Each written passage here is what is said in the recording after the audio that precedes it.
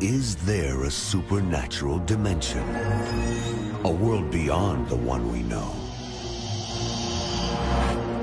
Is there life after death? Do angels exist? Can our dreams contain messages from heaven? Can we tap into ancient secrets of the supernatural? Are healing miracles real? Sid Roth has spent over 35 years researching the strange world of the supernatural. Join Sid for this edition of It's Supernatural.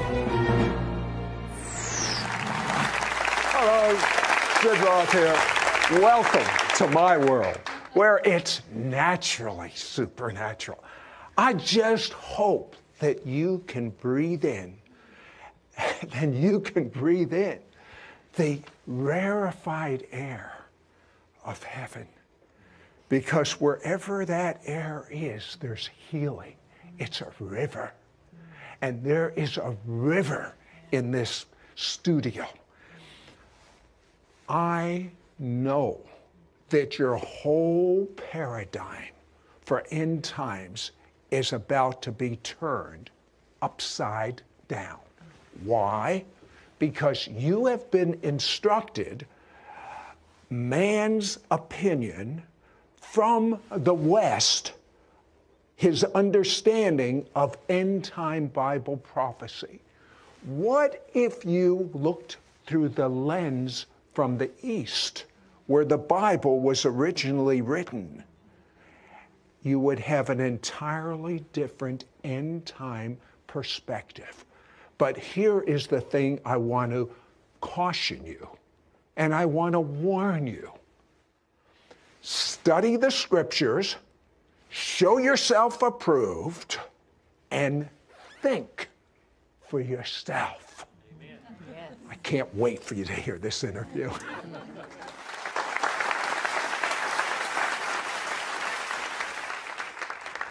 I have a guest that in his wildest imagination, he never thought he would be sitting opposite a Jewish man and loving him. Why?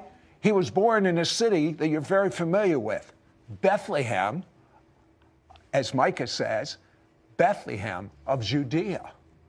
And he was raised to hate the Jew. He was raised to be a terrorist bomber. He actually released a bomb, I believe it was in Bethlehem. You wanted to kill Jewish people. And the thing that I find very, very interesting is you came to the United States and you were with an organization that was a forerunner of groups that we hear in the news all the time. A forerunner of Hamas, Al-Qaeda, the Muslim Brotherhood. I mean, we hear this in the news all the time. A lot of the Middle East countries, their new freedom is allowing them to vote, and many are getting into office from the Muslim Brotherhood. What were you taught by this organization in America? Why were you part of it? Well, you said it. I wanted to kill Jews. In America, we were planning for jihad in America. For destruction, mayhem, and all kinds of things. What part of kill Americans don't get? The Council of American Islamic Relations that says we are a peaceful entity was born from the IAP, Islamic Association of Palestine, branch Hamas in the U.S. Hamas was active in the U.S. My mentor, Jamal Saeed, he was a colleague of Abdullah Azzam. Most Americans don't understand. I say those names like Abdullah Azzam. Abdullah Azzam was the godfather of Al-Qaeda. Most Americans don't know that the real godfather of Al-Qaeda was not a Saudi. He was a Palestinian from Jenin. Well, let me ask you about this Muslim Brotherhood, because they seem to be winning a lot in the elections in these new democracies in the Middle East. They appear, I mean, they're accepted in the United States, on our television, in the White House. Are they kind of peace-loving as opposed to radical? Absolutely radical. There is no such thing as peace-loving.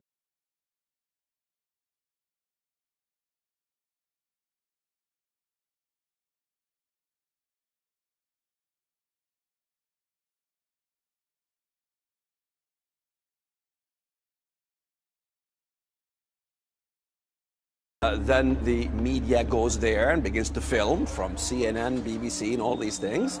Then they begin to call for democracy. And then, of course, you know, what better word to use for the West? We want democracy.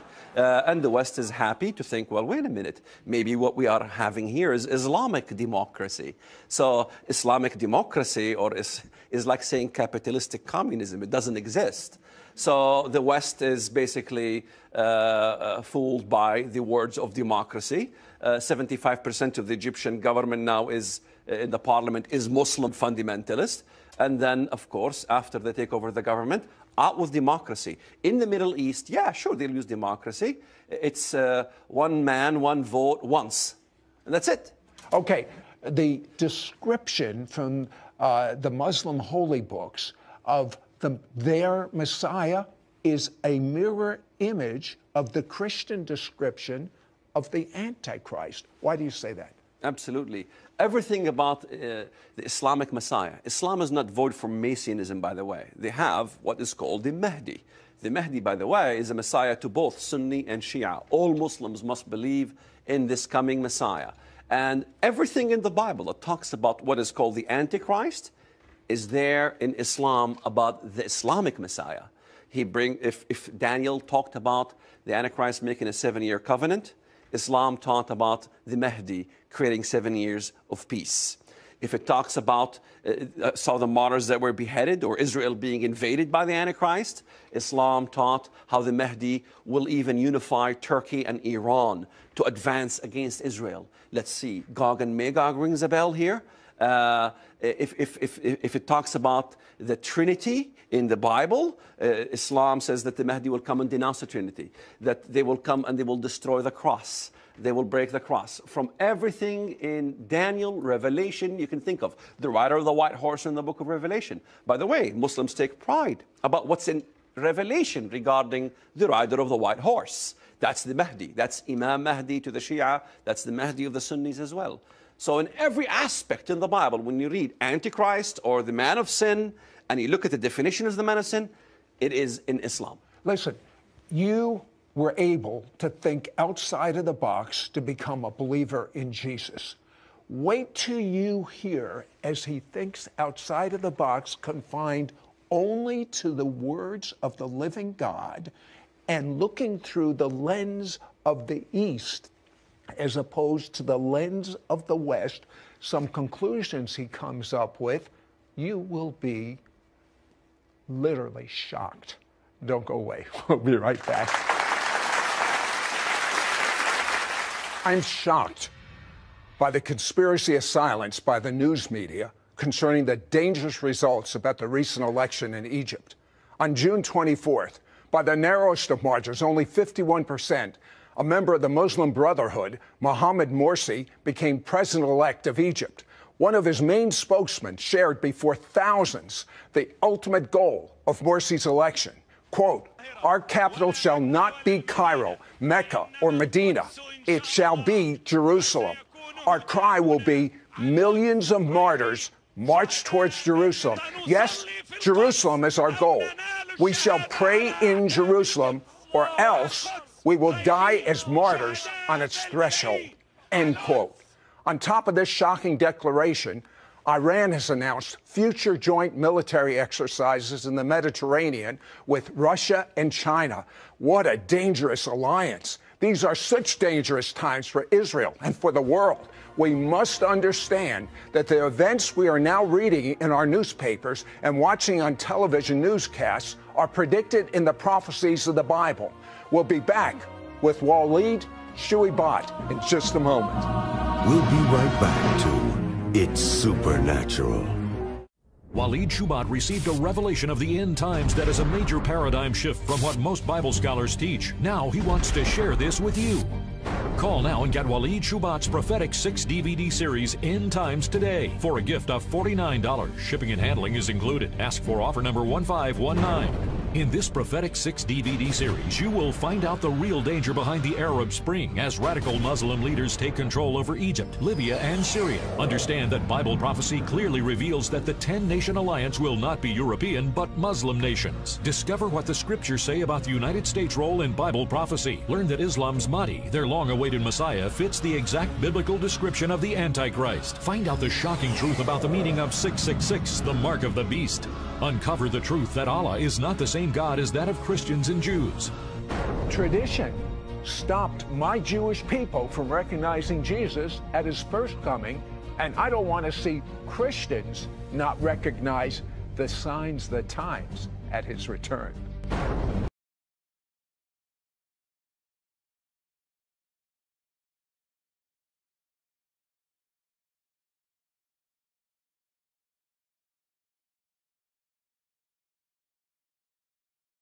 $39222 Charlotte, North Carolina 28278. Please specify offer number 1519 or log on to sidroth.org. Call or write today. We now return to It's Supernatural.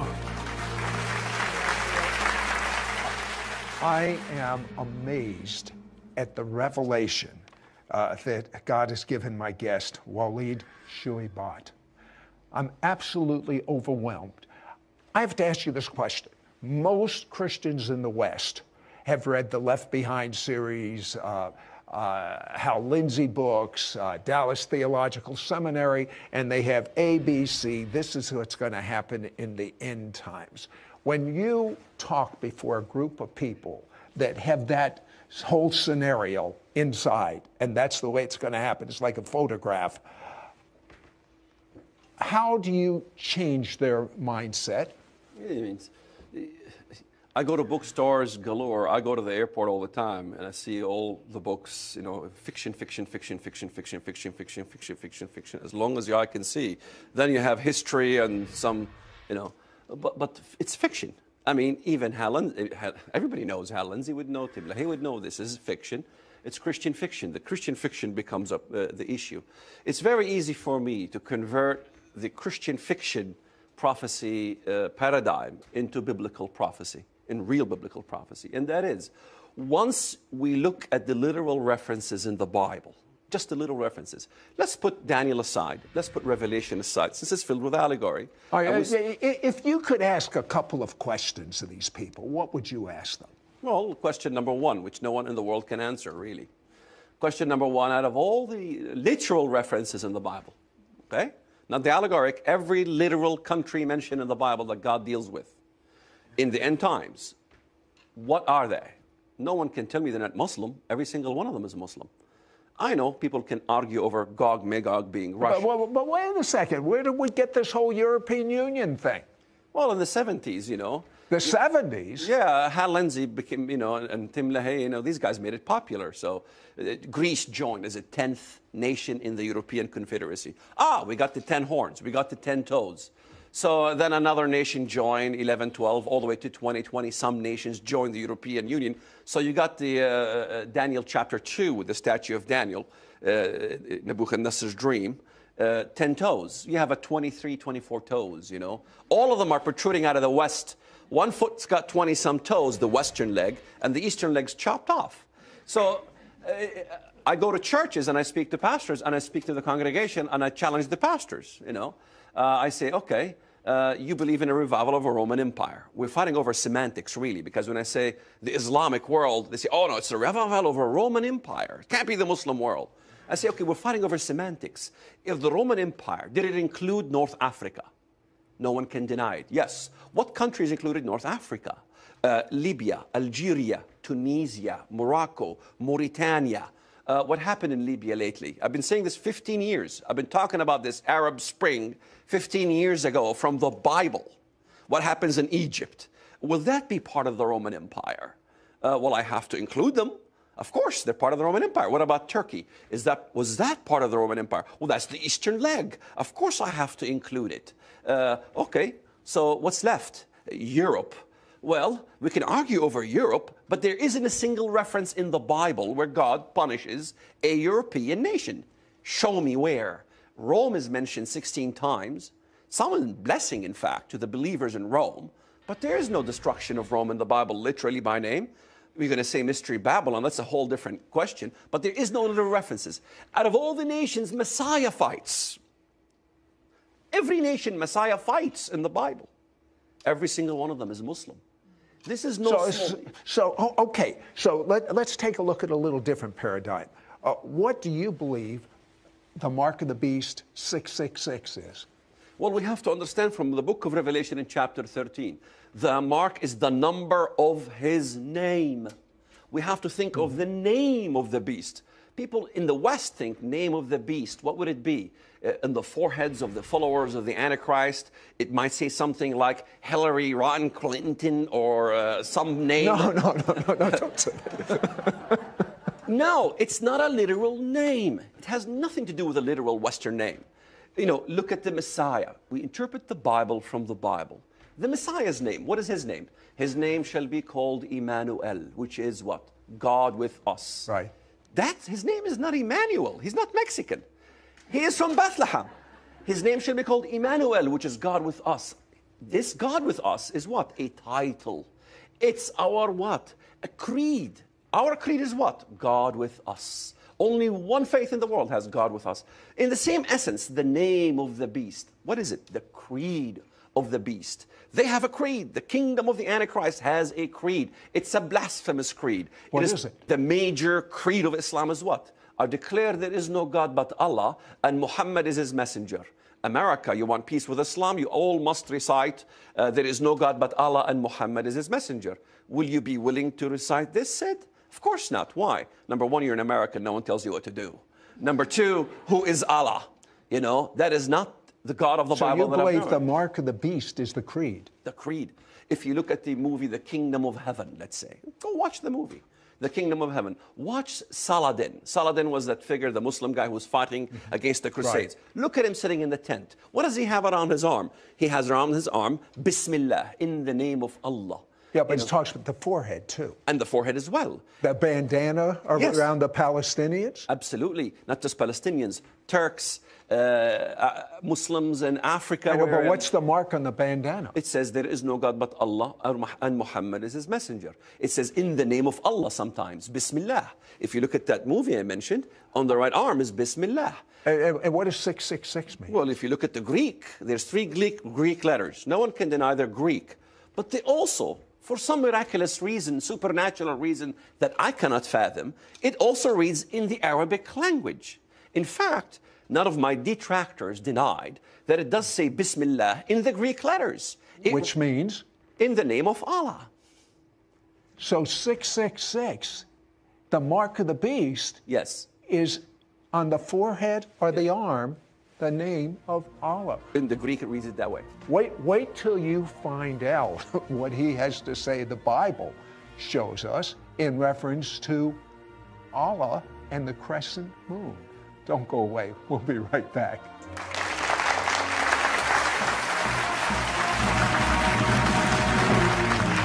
الملايين على القدس رايحين ونقولها من هنا من المحلة من قلب الدلتا سنصلي في القدس أو ننال الشهادة على أعدائنا. Walid Shoebat is an ex-Muslim terrorist who reveals the end-time scenario being played out right now in the Middle East, with Egypt electing a radical Muslim as president whose followers proclaim a new United States of Islam will be in the Middle East and says that their capital will be Jerusalem. We'll be right back to It's Supernatural. Sid Roth has found the key to worldwide revival. This is God's time to reach the Jewish people with his love. Messiah Jesus has torn down the wall dividing Jew and Gentile. The two together form one new man to reach the world. God's method to reach the Jewish people is through signs and wonders. This is why our website, sidroth.org, is jam-packed with tools to equip you to move in signs and wonders, understand Israel and the Jewish roots of the church. Log on to sidroth.org today. We now return to It's Supernatural. Hello, Sid Roth here. And I'm with Walid Shoebat, and he told me things that I've never heard before, such as, tell me the correlation between Allah and the crescent moon. When most Westerners read Isaiah 14, where it talks about Lucifer, they look at the English translation, Lucifer. You know, I go to the Hebrew.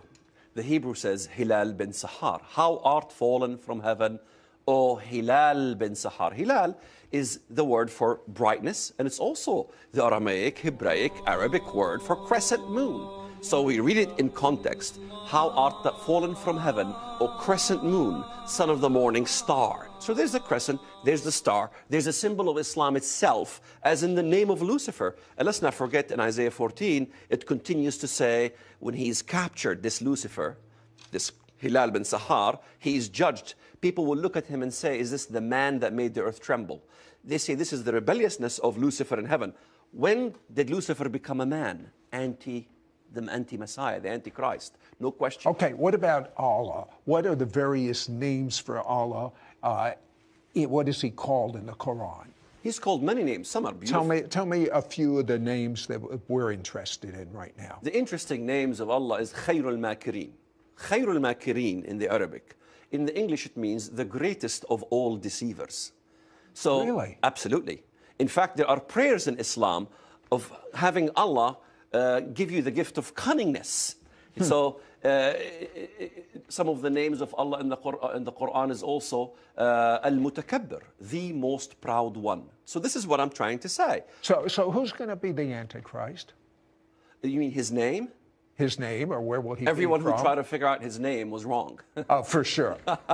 So, you know, I think I know which country he comes from. Which country? He comes from the country of Turkey, no question. Well, that begs the question. We are taught that the Antichrist is going to rule the world. You say different. No, he can't rule the world, because if you look at several places in the Bible, he fights against other nations. In Daniel 11, Daniel 11 gives us the best description of the Antichrist. He declares war on the what? The strongest of all fortresses. Well, the strongest fortresses, or the strongest military might in the world.